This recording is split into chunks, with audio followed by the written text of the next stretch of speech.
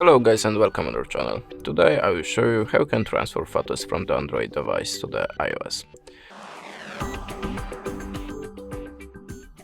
So we have to start from the running this app, send anywhere, on both devices. Now we have to launch it.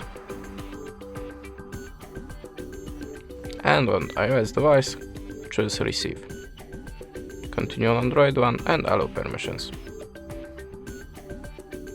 Click OK and choose the files that you want to send. Sadly I don't have any photos, so I will take it now.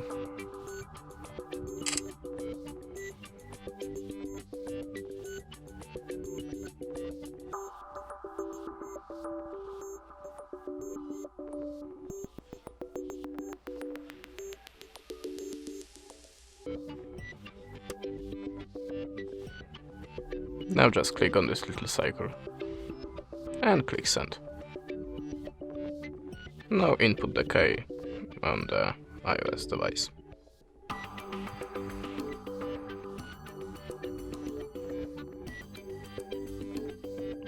And that's it. Thanks for watching. Leave us a subscribe, a comment. If you're looking for more videos for your phone, just visit your channel, and goodbye.